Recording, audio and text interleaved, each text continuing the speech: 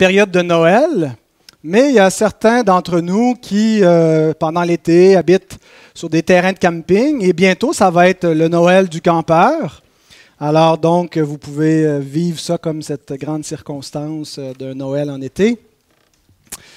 En fait, c'est la beauté de prêcher de manière expositoire. On y va de façon suivie, semaine après semaine. On ne suit pas exclusivement le calendrier liturgique, mais on suit le calendrier du Saint-Esprit tel que la parole a été révélée, verset par verset, chapitre par chapitre. Et je trouve ça intéressant de revisiter les textes de la Nativité en dehors de la période de Noël. Ça nous donne peut-être un regard un peu différent et il faut dire donc que cette fête n'est pas nécessairement une fête que la Bible nous dit de fêter. C'est venu avec la tradition et c'est correct, il n'y a pas de mal, je pense, en tout cas de mon point de vue, à fêter la fête de Noël. Mais on ne devrait pas donc limiter notre lecture, notre intérêt pour la naissance du Sauveur seulement dans le mois de décembre. Alors le texte qui nous parle des mages, mon titre de ce matin, c'est « Le roi des Juifs, adoré par des païens ». Il y a comme un contraste, là. Le roi des Juifs, adoré pas par des Juifs, par des païens. Et sous-titre « La visite des mages venus d'Orient ». Donc, ce texte-là s'insère dans la grande histoire de la rédemption avec un but particulier. En fait, il y a même une place particulière quand on lit dans l'Évangile de Matthieu. Des fois, on fait juste lire chapitre après chapitre sans trop se demander la relation d'un chapitre à l'autre, ce qui fait simplement nous raconter l'histoire de manière chronologique, ou est-ce que l'auteur, ici Matthieu, organise un peu le matériel, les enseignements, les récits qu'il a à sa disposition dans un ordre particulier pour nous enseigner des choses. Et donc, on peut faire un lien qui est assez évident entre le chapitre 1 et le chapitre 2 de l'Évangile de Matthieu. Au chapitre 1, on a la naissance du roi. D'abord, son origine avec la généalogie, les prophéties de l'Ancien Testament, que le fils de David allait venir, qui était aussi le fils d'Abraham, et on voit ensuite sa naissance miraculeuse. Chapitre 2 nous montre maintenant l'hommage royal qui est dû à ce roi. Un roi vient de naître, et pas n'importe quel roi. Le roi, fils de David. Le roi promis depuis les temps anciens. Et il ne va pas naître dans une totale obscurité, même si Dieu ne le fait pas avec tambour et trompette au vu et au su de tout Jérusalem et de tout le peuple juif, même s'il y a quelque chose de caché, de secret, Dieu le révèle à certains. Et ici, donc, ce qu'on voit, c'est l'hommage royal qui est apporté pour ce roi qui vient de naître. Et ce qui est frappant, c'est que ce sont des païens, des gens en dehors du royaume d'Israël qui viennent apporter l'hommage au roi d'Israël. Dans l'Évangile de Matthieu, les premiers qui reconnaissent Jésus comme étant le Christ, comme étant le Messie, sont des païens. Ce n'est pas nécessairement eux les premiers dans l'histoire actuelle, dans la vraie chronologie des temps. On voit qu'il y a eu des bergers, la nuit même où Jésus est né, des bergers en Israël qui ont été avisés. Mais dans l'Évangile de Matthieu, il nous montre que les premiers à venir se prosterner devant le fils de David sont des païens. Et il le montre en contraste avec la capitale d'Israël, Jérusalem, qui, elle, n'est pas au courant que le roi vient de naître et qui ne va pas lui rendre hommage. Matthieu veut nous montrer que dans le plan de Dieu, la porte s'ouvre pour les païens et que même les païens passent devant les Juifs, c'est-à-dire l'Israël en tant que nation. Le peuple d'Israël en tant que nation, en tant que représenté par ses chefs, n'a jamais reconnu Jésus. Et 2000 ans plus tard, ne reconnaît toujours pas que Jésus est le Messie qui leur a été promis. Et Matthieu veut nous montrer dans son évangile que la nation qui n'a pas vu le temps où elle a été visitée, eh bien, s'est fait, si on peut le dire ainsi, couper l'herbe sous le pied par des gens qui ne faisaient pas partie de cette nation et qui, eux, ont vu ce qu'eux n'ont pas vu. D'ailleurs, Jésus lui-même, dans un discours avec les chefs de la nation, dans Matthieu 21, au verset 43, il déclare « C'est pourquoi je vous le dis, le royaume de Dieu vous sera enlevé et sera donné à une nation qui en rendra les fruits. » Le royaume de Dieu sera enlevé à la nation d'Israël et sera donné à une autre nation. Quelle est cette nation? Une nation sainte, un peuple acquis, un peuple spirituel qui est formé de juifs et de non-juifs. Il n'y a plus de distinction ethnique qui est à la base de la composition de cette nation, de ce véritable Israël auquel le royaume de Dieu a été donné, mais c'est sur la base d'une foi personnelle dans le Christ que cette nation est constituée. Et donc, Matthieu nous montre cela, où les païens passent devant les Juifs, et donc il commence son évangile en montrant, c'est un thème qui revient assez souvent dans l'évangile de Matthieu. Ça nous rappelle également les propos de l'apôtre Jean, qui au début de son évangile, dans ce qu'on appelle le prologue, il nous parle de la parole, dans Jean 1, les versets 11 et 12, il nous dit que cette parole est venue chez les siens. La parole a été faite chair, elle est venue chez les siens, c'est-à-dire dans le peuple, dans la nation juive, et les siens ne l'ont point reçue. Mais à tous ceux qui l'ont reçue, à ceux qui croient en son nom, elle a donné le pouvoir de devenir enfants de Dieu. Alors c'est un peu ce qu'on voit donc dans l'histoire des mages, les siens qui ne l'ont point reçue, la parole qui a été faite chair, qui a visité la terre promise, qui a visité le peuple qui attendait le Messie, et cette nation, représentée par ses chefs, n'a jamais reconnu son Messie et l'a même mis à mort. Mais tout ça était le plan de Dieu. Et nous voyons parallèlement que Dieu, dans ce peuple, en Israël, choisit un reste auquel il ouvre les yeux et il étend son royaume en dehors des limites d'Israël et il invite les nations à entrer dans le royaume de son Fils. Je vous invite à vous lever pour la lecture de la parole de Dieu, Matthieu 2, versets 1 à 12. Debout pour la lecture de la parole de Dieu. Jésus étant né à Bethléem en Judée, au temps du roi Hérode. Voici des mages d'Orient arrivèrent à Jérusalem et dirent : Où est le roi des Juifs qui vient de naître? Car nous avons vu son étoile en Orient, et nous sommes venus pour l'adorer. Le roi Hérode, ayant appris cela, fut troublé, et tout Jérusalem avec lui. Il assembla tous les principaux sacrificateurs et les scribes du peuple, et il s'informa auprès d'eux où devait naître le Christ. Ils lui dirent : À Bethléem, en Judée, car voici ce qui a été écrit par le prophète. Et toi, Bethléem, terre de Juda, tu n'es certes pas la moindre entre les principales villes de Juda, car de toi sortira un chef qui paîtra Israël, mon peuple.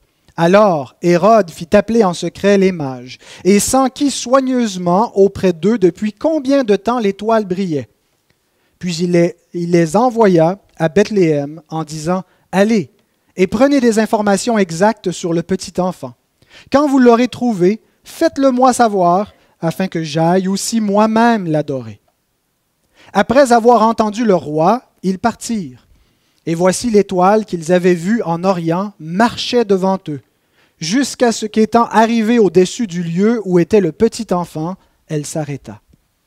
Quand ils aperçurent l'étoile, ils furent saisis d'une très grande joie. Ils entrèrent dans la maison, virent le petit enfant avec Marie, sa mère, se prosternèrent et l'adorèrent. Ils ouvrirent ensuite leur trésor et lui offrirent en présent de l'or, de l'encens et de la myrrhe. Puis, divinement avertis en songe de ne pas retourner vers Hérode, ils regagnèrent leur pays par un autre chemin. Seigneur, nous te bénissons pour ta parole que nous venons de lire et nous te prions d'ouvrir notre intelligence afin que nous la comprenions et que ton nom soit glorifié, Seigneur, dans nos pensées, dans nos cœurs, dans nos agissements, en étant fortifiés, éclairés, nourris par ta bonne parole. Amen. Vous pouvez vous rasseoir.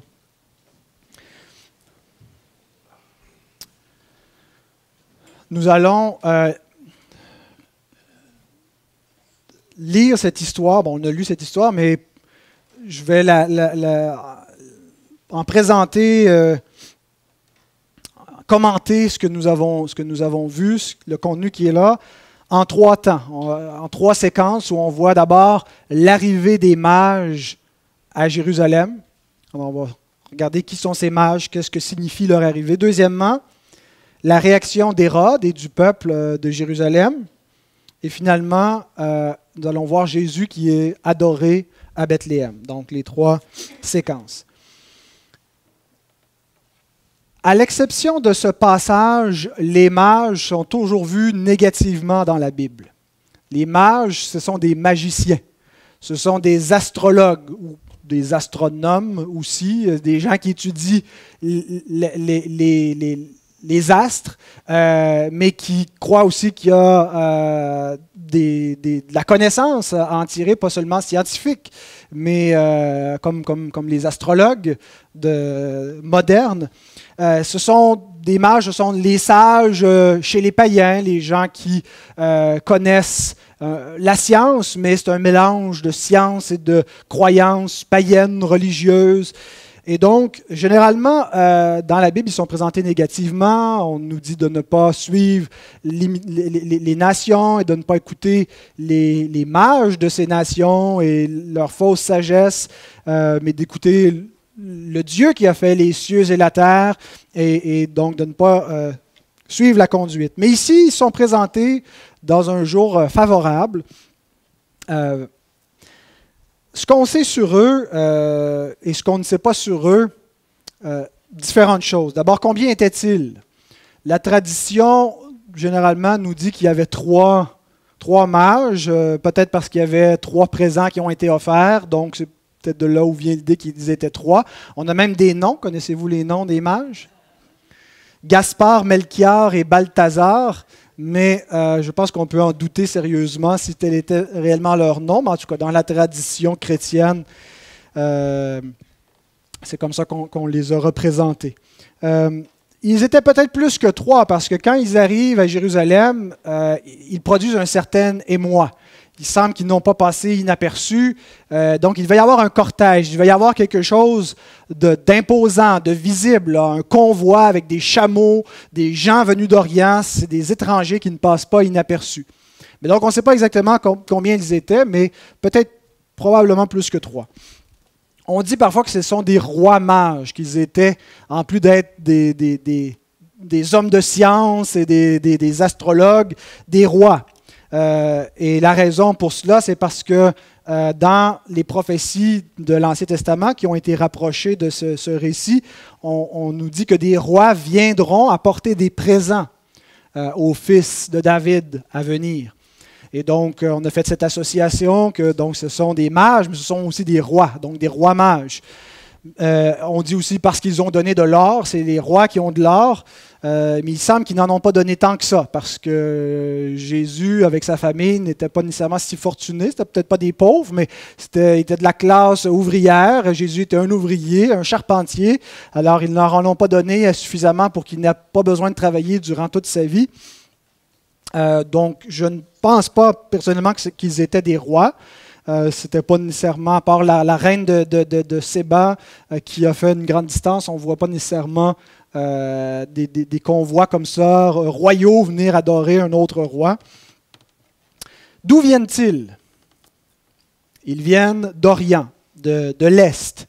C'est pas précis, c'est assez général, là. Partout à l'Est d'Israël. Alors, probable qu'ils venaient de Perse, ce qui correspondrait à l'Iran, Pakistan, l'Afghanistan moderne. Peut-être étaient-ils de l'ancien royaume de Babylone, qui correspond à l'Irak moderne. Certains croient que Bagdad pourrait être l'emplacement de Babylone. Peut-être venaient-ils de l'Arabie, donc un peu plus au sud-est, donc l'Arabie saoudite, le Qatar. On ne sait pas exactement, mais on sait qu'ils ont parcouru entre 1000 et 2000 et peut-être même un peu plus de kilomètres, dépendamment de leur provenance exacte. Ils étaient vraisemblablement des païens, probablement pas des juifs de la diaspora, mais donc des étrangers. Comment ont-ils su qu'il venait de se passer un événement majeur dans les temps, dans l'accomplissement des promesses de Dieu? Ils nous le disent. Nous avons vu son étoile en Orient. D'où vient cette idée de l'étoile, d'une étoile du Messie qui devait venir? Encore là, on ne sait pas beaucoup de choses. Par contre, il y a une prophétie de l'Ancien Testament qui peut se rapprocher de cela. C'est le prophète, aussi un prophète étranger qui n'était pas d'Israël, Balaam, qui avait été engagé par Balak pour maudire Israël lorsqu'Israël se rapprochait de la terre promise et avait commencé sous Moïse déjà une partie de la conquête. Et si vous voulez tourner vers cette prophétie, même si elle est affichée à l'avant, dans Nombre 24.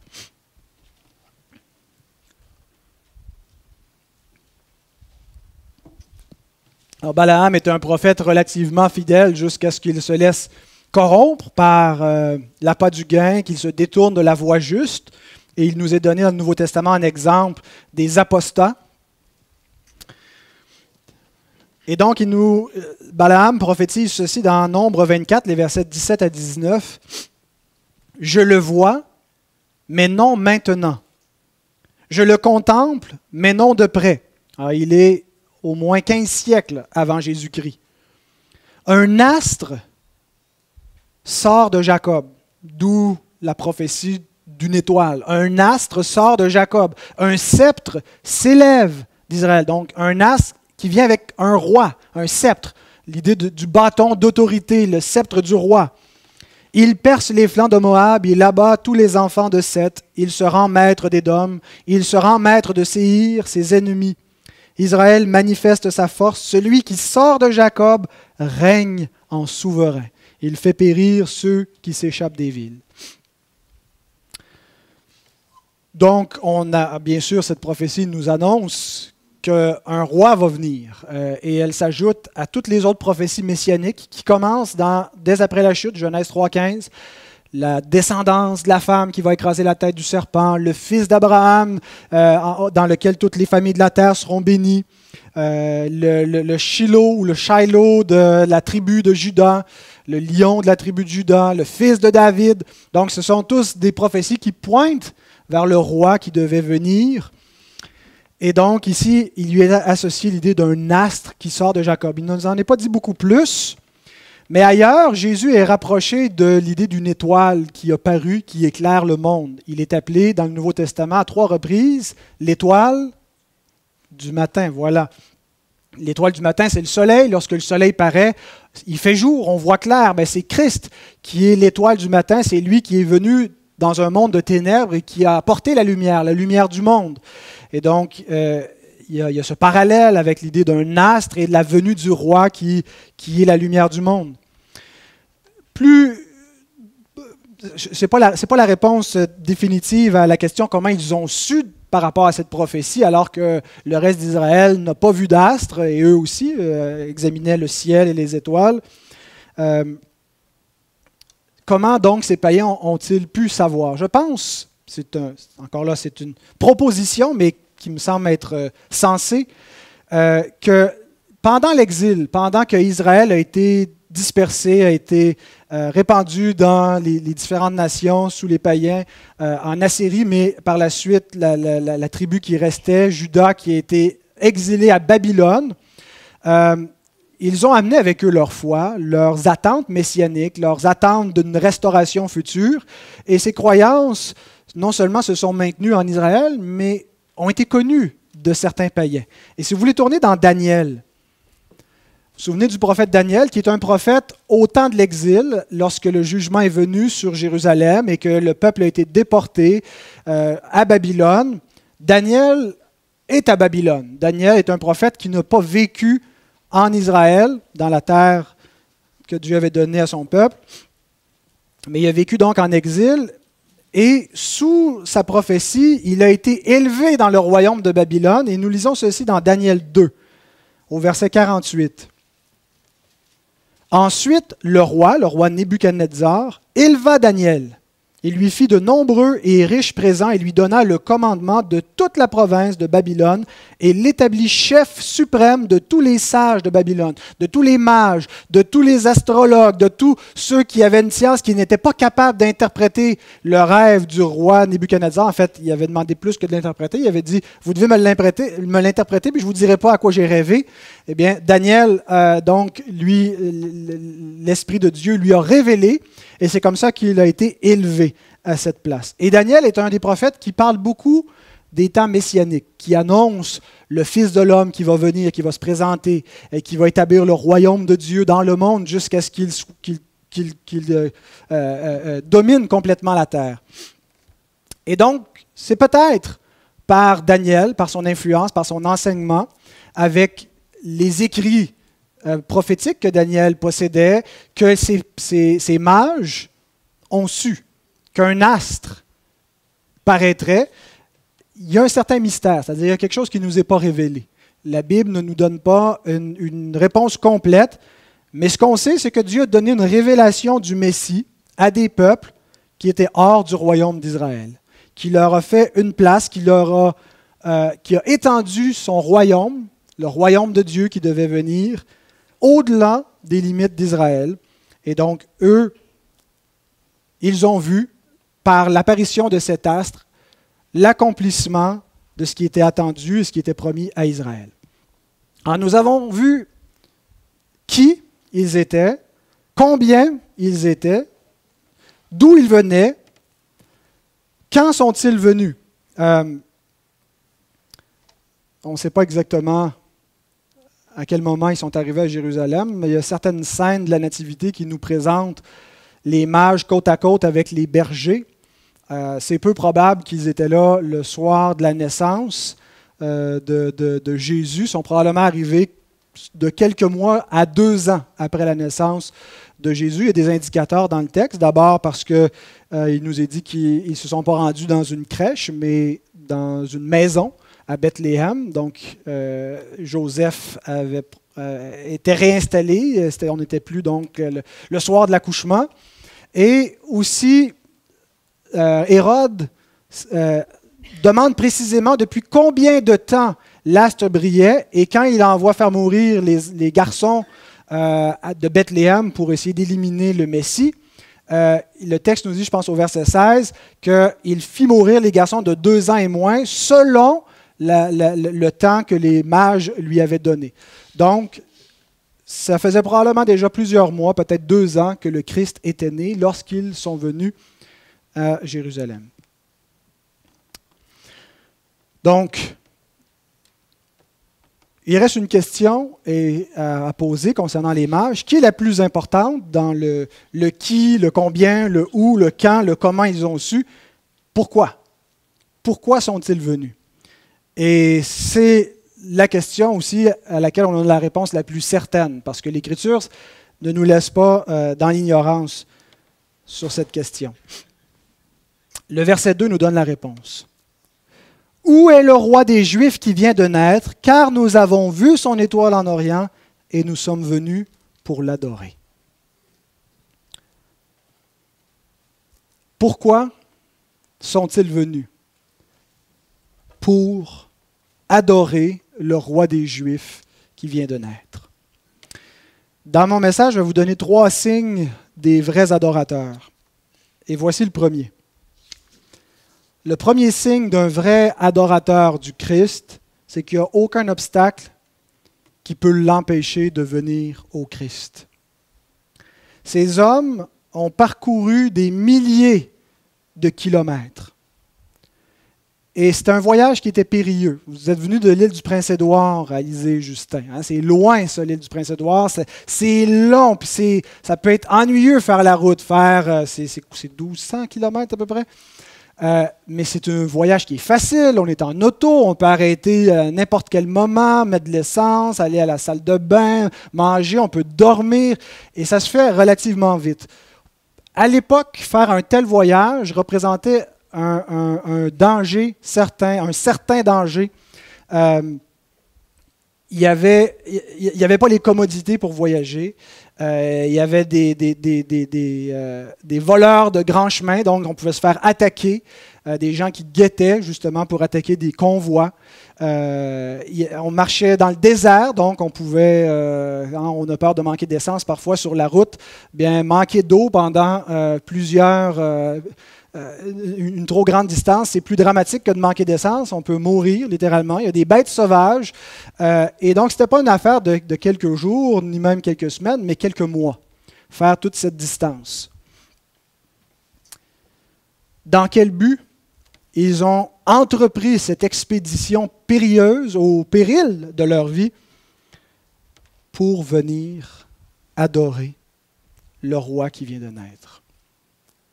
Ils ne venaient pas s'installer, ils ne déménageaient pas à Jérusalem. C'était un voyage aller-retour dans le but de voir celui qui vient de naître et de lui offrir leur adoration. Et j'aimerais qu'on comprenne bien qu'il ne s'agit pas d'une question de détermination. Ce n'est pas simplement « eux, ils avaient beaucoup de courage et prenons exemple sur ces mages, ne laissons rien nous empêcher de venir adorer Jésus. » Cette détermination qui est en eux, ce courage, ce qui les a permis de tout quitter, de ne pas être certains de revenir puis de se rendre jusque-là, c'est l'œuvre de Dieu en eux. Les vrais adorateurs ont une foi qui est créée en eux par le Saint-Esprit et qui va faire de gens qui sont de nature des peureux, des paresseux, des lâches, va les rendre déterminés pour adorer le Fils de Dieu. Et lorsqu'on réfléchit à cela,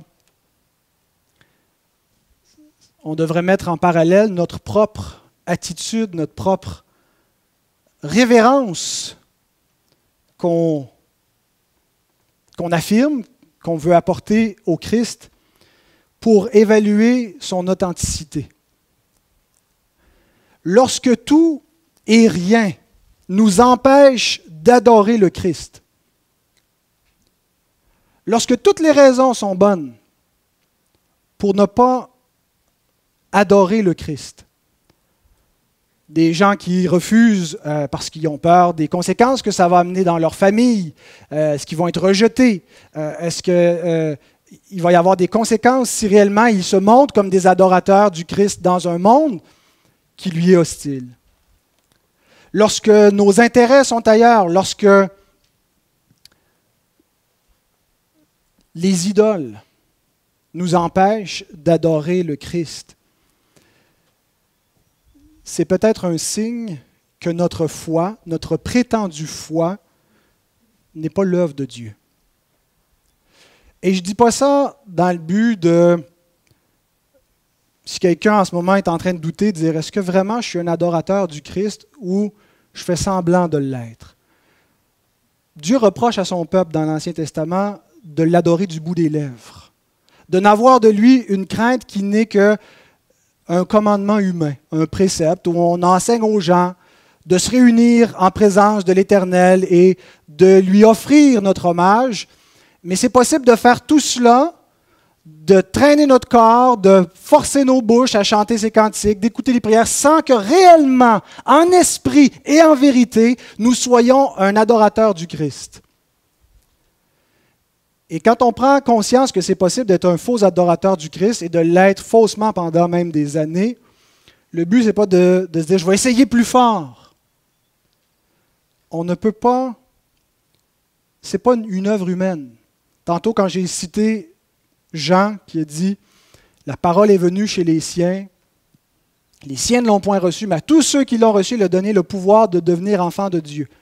Jean ajoute « lesquels sont nés non pas de la volonté humaine, non pas de la chair. Ce n'est pas l'homme qui a décidé de devenir enfant de Dieu, mais ils sont nés de Dieu. » Et lorsqu'on n'est pas sûr si notre foi est l'œuvre de Dieu, parce qu'on réalise que sans cesse, On est empêché de réellement suivre le Christ.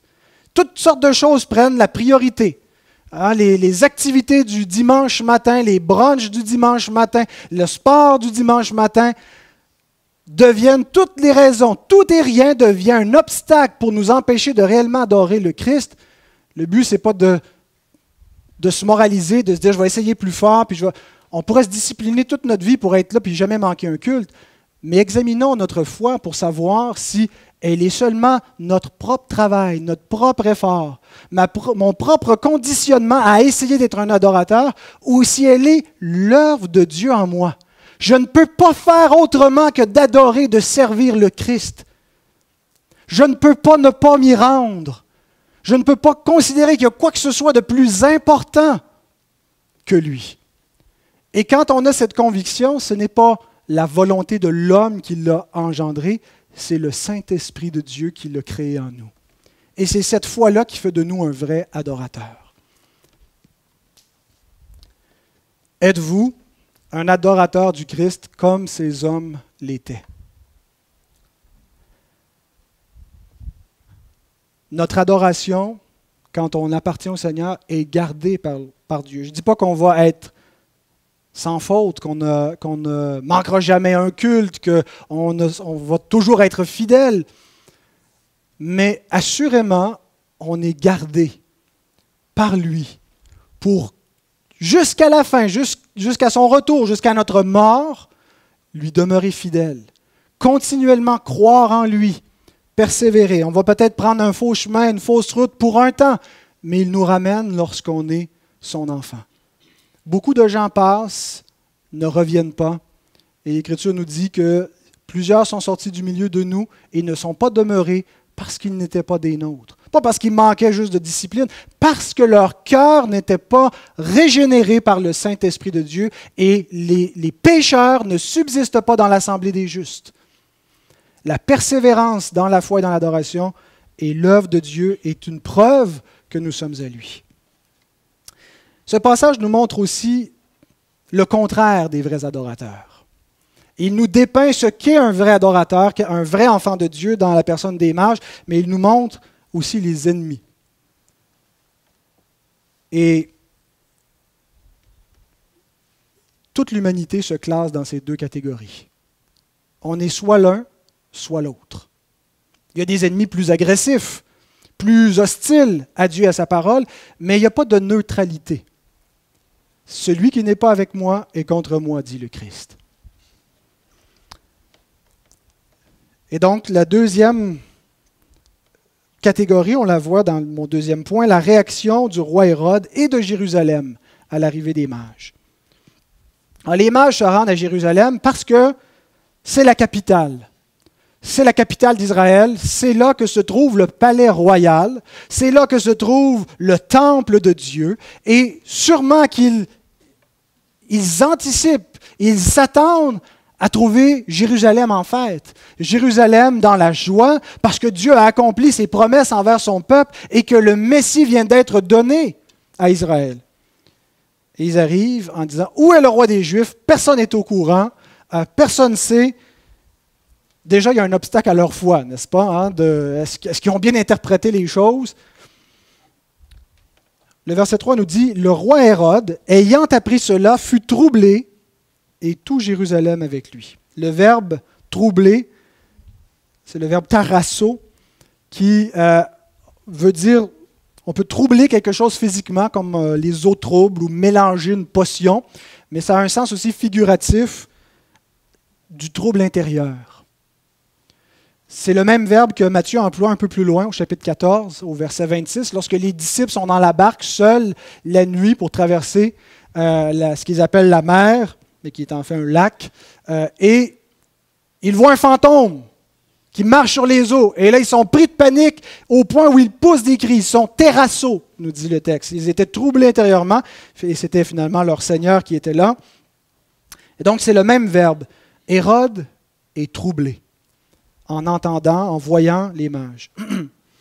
L'annonce de Jésus ne produit pas la joie de tous. C'est ce qu'on doit comprendre. Ce qui est pour vous une bonne nouvelle, ce qui est pour vous une perle précieuse, est un cauchemar pour d'autres. Et ça nous dit non seulement que Hérode fut troublé, mais tout Jérusalem avec lui. Pourquoi? Est-ce que c'est parce qu'il craignait la réaction du roi? Parce qu'on sait que Hérode était un roi sanguinaire.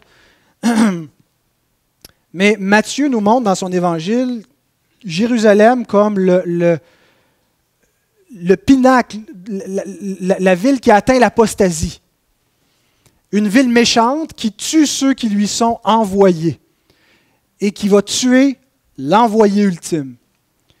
Et donc, une ville qui a apostasié, et il veut faire passer un message à tous ses lecteurs, à ses lecteurs juifs en particulier.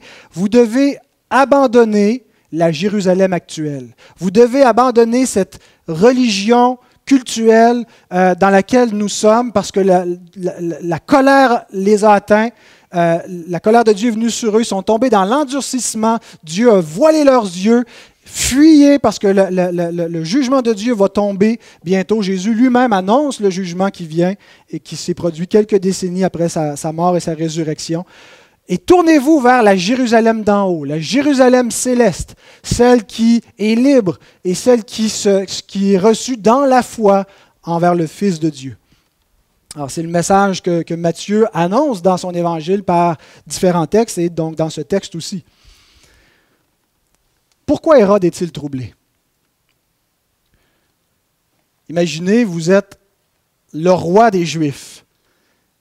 Arrive un convoi de païens et dit « Où est le roi des Juifs qui vient de naître? » C'est parce que c'est moi le roi des Juifs. Il n'y a pas de roi des Juifs qui vient de naître. Hérode sait dans le fond de lui-même qu'il n'est pas le roi légitime, qu'il n'est pas le descendant de David. Il est lui-même à moitié juif. Et donc, en entendant cela, Jésus est une menace pour lui. Est une menace à son règne, est une menace à sa vie, à sa place. Et il y a vraiment un parallèle spirituel à faire avec les hommes pécheurs qui ne veulent pas fléchir le genou devant le Christ roi. Les hommes veulent régner sur leur vie. Il n'y a pas grand monde qui veut, dans la société, régner sur tout le monde, peut-être parce que ce n'est pas une possibilité immédiate, mais les hommes ne veulent pas non plus que personne règne sur eux. L'homme réclame son autonomie. Il réclame de conduire sa vie, de gérer son temps, de gérer sa vie sexuelle, de gérer son argent, de gérer ses relations, de faire ce qu'il veut de sa vie sans rendre compte à qui que ce soit. On n'a pas de problème avec Jésus. Tant et aussi longtemps qu'il ne nous est pas présenté comme un roi, comme un seigneur.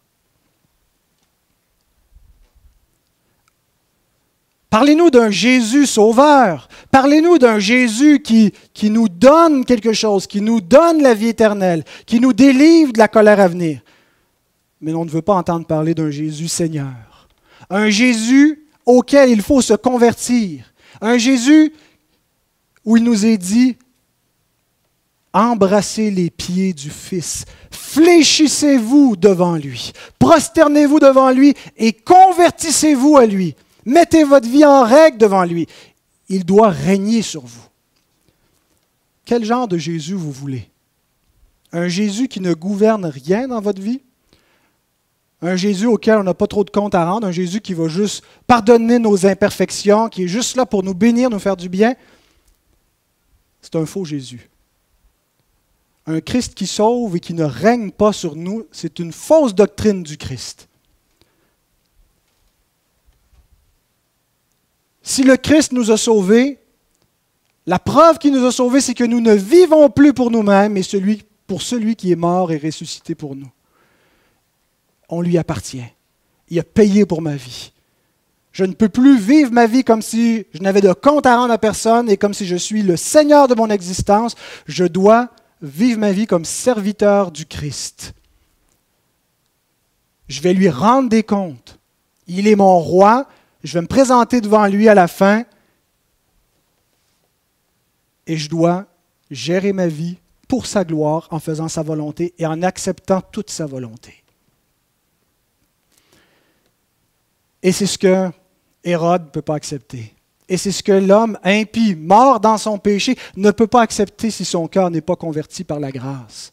Il peut feindre cela, mais il ne peut pas réellement se soumettre à Dieu. La chair a des désirs contraires à ceux de l'esprit. Elle ne peut pas se soumettre à Dieu, à moins d'être mise à mort par la puissance de l'esprit. Réfléchissons à ces paroles d'Augustin d'Hippone, qui commente ce texte en disant « Si du berceau de son enfance il fit trembler les rois orgueilleux, qu'en sera-t-il lorsqu'il siégera comme juge de la terre et des cieux? Que les princes craignent celui qui est assis à la droite de son père, celui que ce roi impie craignait lorsqu'il reposait sur le sein de sa mère. »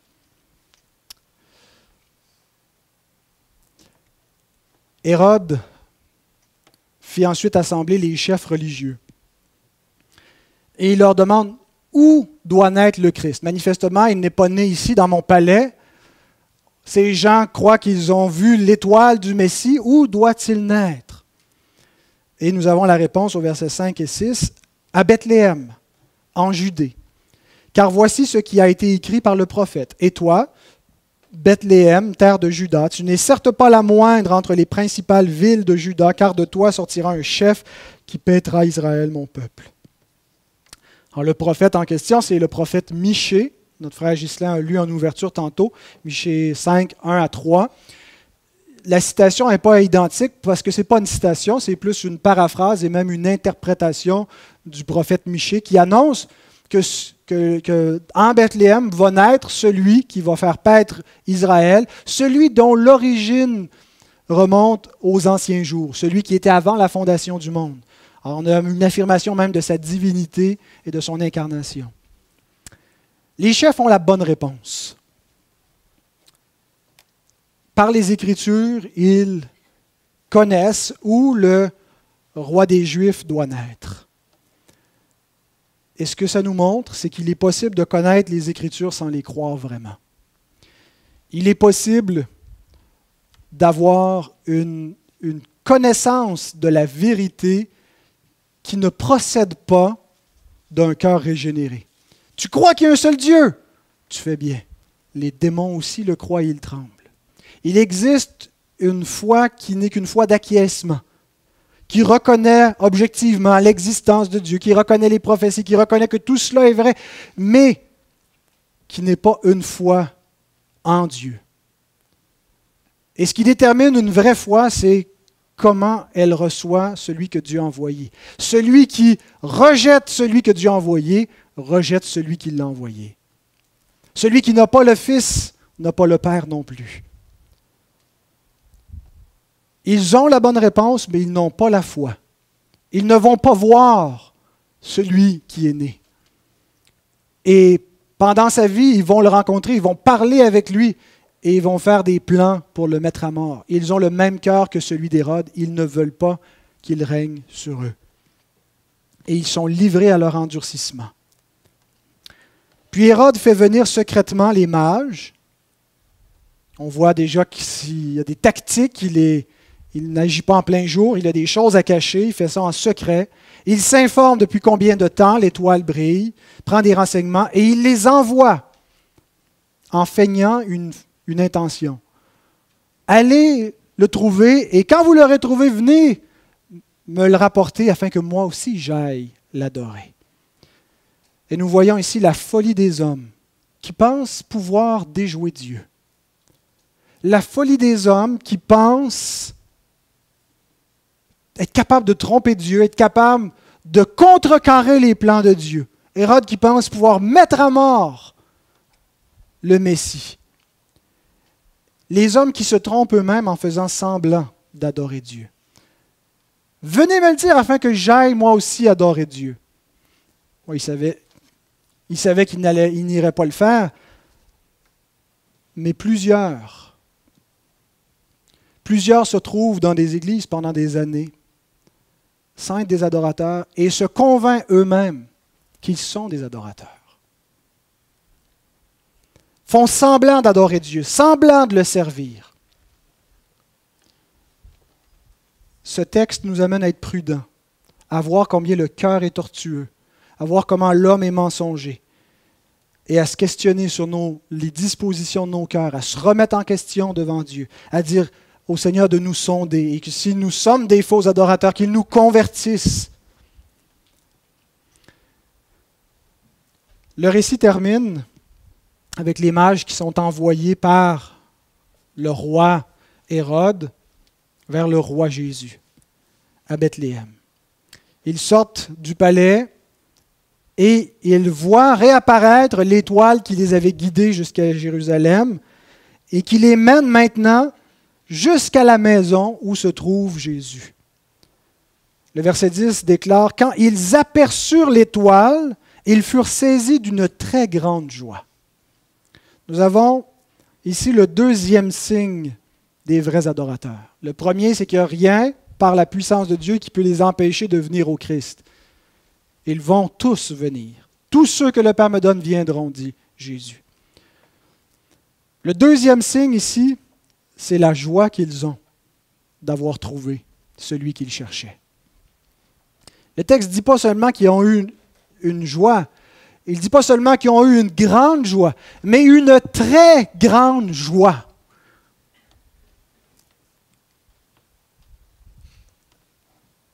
Les vrais adorateurs, ça ne peut pas être un fardeau pour eux de venir adorer. Ça ne peut pas être un fardeau pour eux de servir Dieu. Ils ne peuvent pas simplement voir les commandements de Dieu comme quelque chose de pénible qui leur enlève leur liberté. C'est leur joie de vivre en sacrifice vivant pour la gloire de leur roi.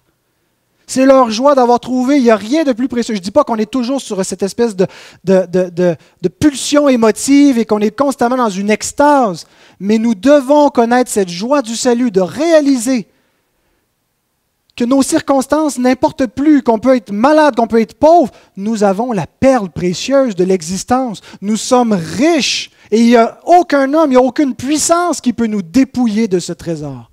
C'est notre joie suprême.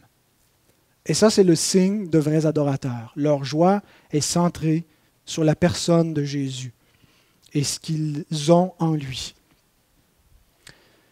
Ils sont conduits à Bethléem et il est significatif que la naissance du Christ se soit passée dans cette ville. Bethléem, c'est la ville de David parce que c'est la ville d'où venait David, d'où il est né, où il a grandi. Et donc, elle est retenue, même si c'est une petite ville dans la tribu de Juda, comme une ville importante en raison de l'origine de David. David est important à cause qu'il est la figure de celui qui devait venir. Le vrai David, le vrai roi, comme nous avons vu dans les messages précédents, le Christ. Et donc, Jésus naît là où son père David est né. Une autre raison pourquoi je pense cette ville est importante, l'expression « ville de David ». On l'a dans Luc, quand l'ange va dire au berger « Ce soir, dans la ville de David, il vous est né un sauveur ». Mais si vous cherchez dans une concordance, dans un logiciel biblique, l'expression « ville de David », elle vient surtout de l'Ancien Testament.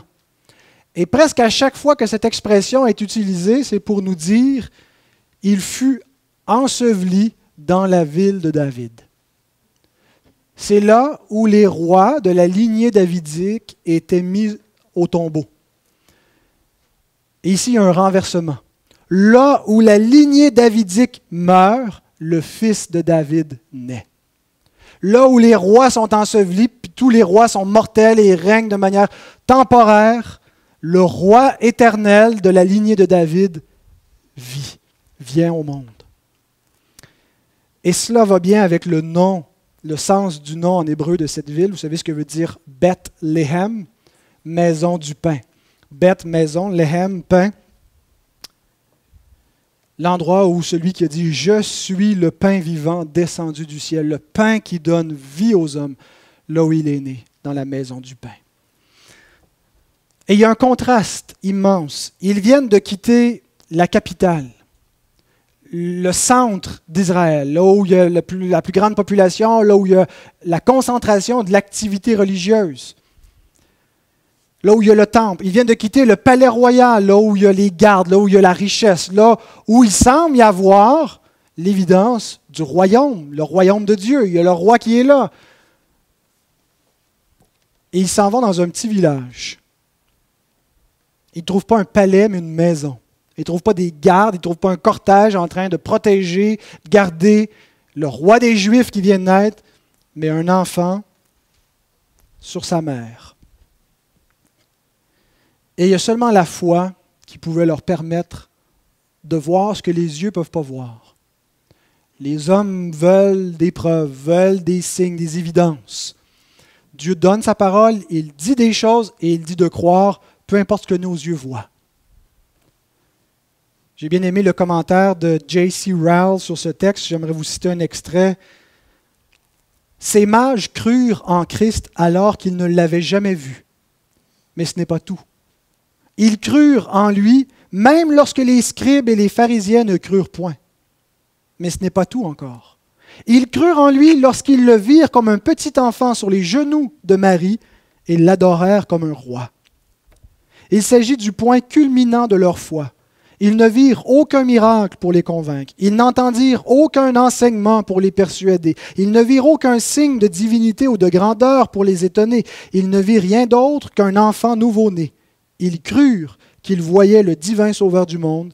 Ils se prosternèrent et l'adorèrent.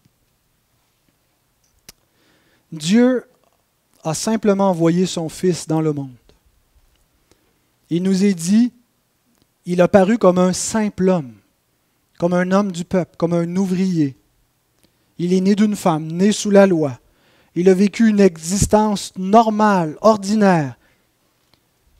Il s'est fait connaître à Israël. Dieu a manifesté au travers de lui sa puissance afin que l'on voit bien que les temps étaient accomplis, que c'était lui le bien-aimé. Mais nous-mêmes, nous n'avons pas vu tout cela.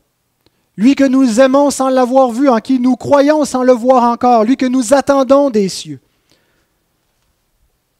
Parce que Dieu nous commande de croire sa parole, de croire ce qui est écrit, de croire ce qu'il a accompli, de croire ce que les témoins nous ont rapporté et d'adorer celui qui nous est présenté.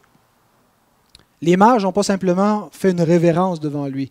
Le mot prosterner, proskunéo, peut avoir le sens de s'incliner. Peut-être même quand ils ont vu Hérode, ils se sont proskunéo devant lui. Ils se sont peut-être inclinés parce que c'était la coutume dans tout le Proche-Orient ancien de faire une révérence devant un grand personnage.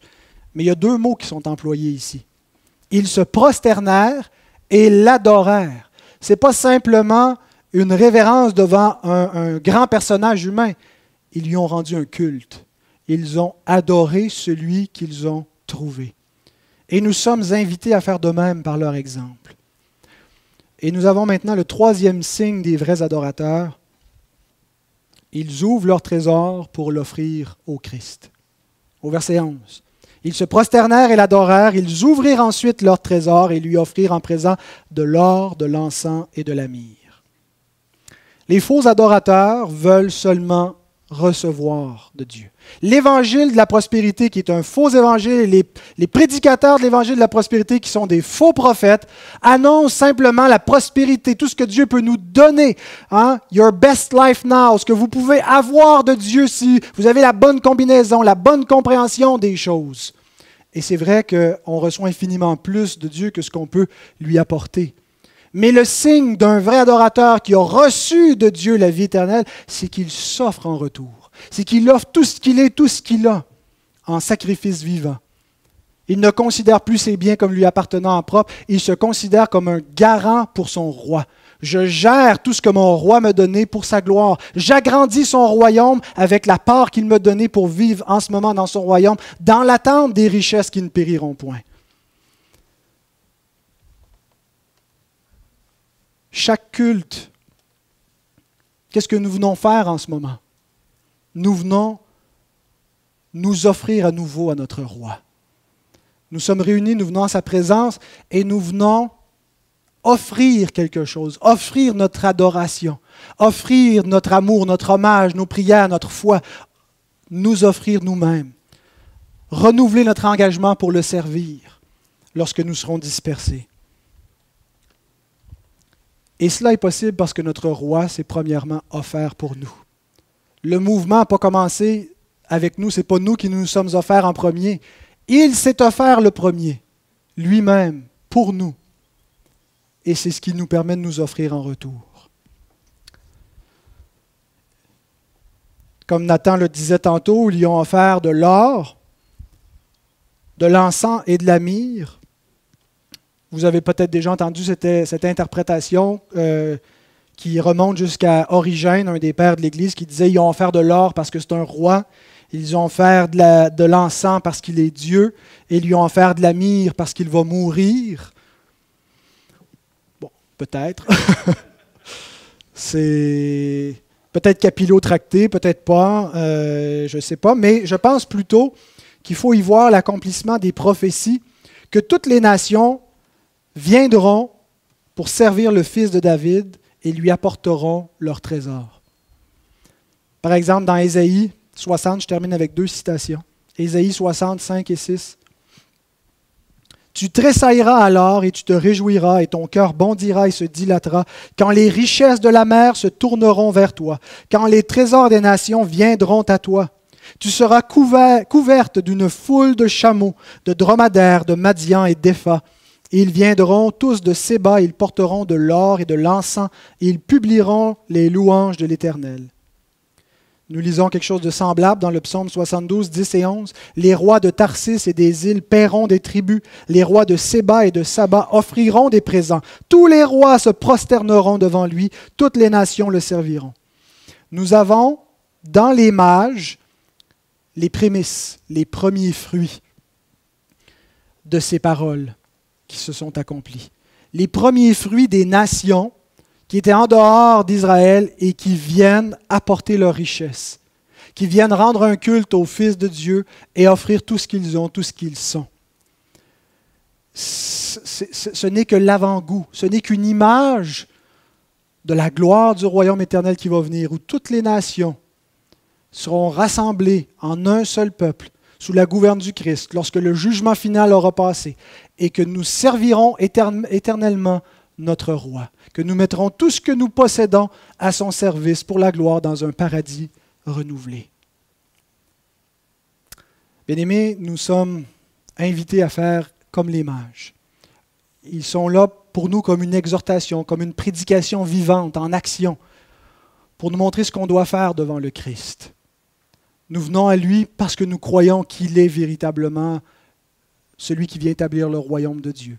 Un royaume dans lequel nous entrons maintenant par la foi.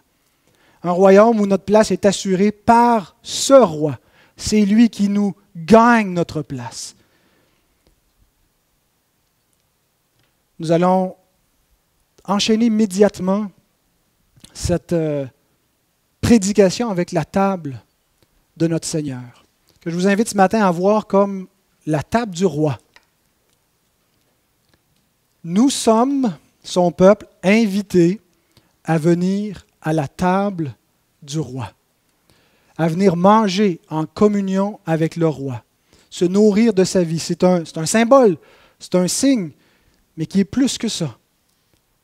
Le pain que nous rompons, le pain que nous mangeons est la communion au corps de Christ. La coupe que nous buvons est une communion au sang de Christ. Ça montre que nous sommes en communion avec le roi, que nous faisons partie de son royaume si nous pouvons prendre part à cette table. Vous savez, les conditions requises pour pouvoir se présenter à la table du Seigneur,